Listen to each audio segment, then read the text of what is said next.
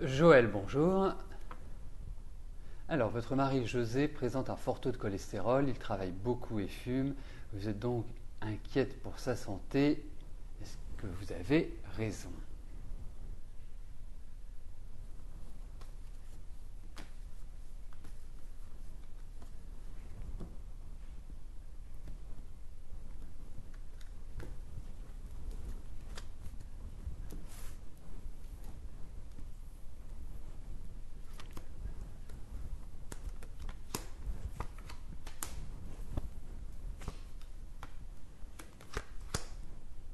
Écoutez, alors, il y a deux choses.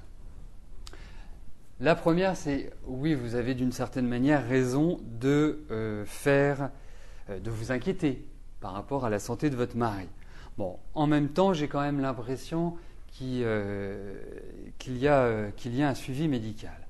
Mais le point qui m'ennuie un petit peu plus, c'est votre mari en lui-même, en fait. Parce que j'ai vraiment le sentiment qu'il n'écoute personne, qu'il n'en fait qu'à sa guise, qu'il vit sa vie comme il l'entend, et que si vous lui en parlez, il balaye cela d'un revers de main. Donc, ce qui est compliqué, c'est que vous êtes face à quelqu'un qui n'entend pas, qui n'écoute pas.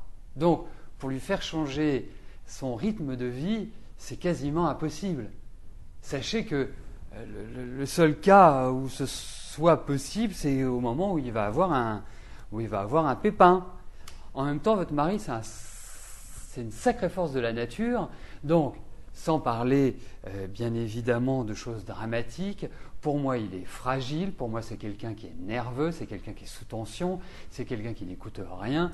Et c'est vrai que, bien évidemment, moi, je trouve qu'il est dans des périodes qui sont un petit peu inquiétantes et il faut qu'il fasse surtout attention sur la fin de l'année et sur l'année prochaine parce que, à mon sens, il y aura une baisse de vitalité mais qui est mécanique, qui n'est pas du tout…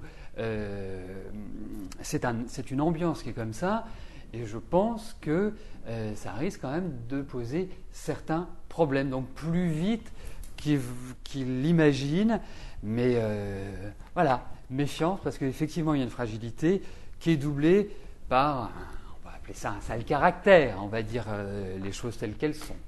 Voilà, Joël. Bon courage et puis essayez de lui glisser comme ça de temps en temps un petit mot ou deux, mais je sais que ce sera pas simple.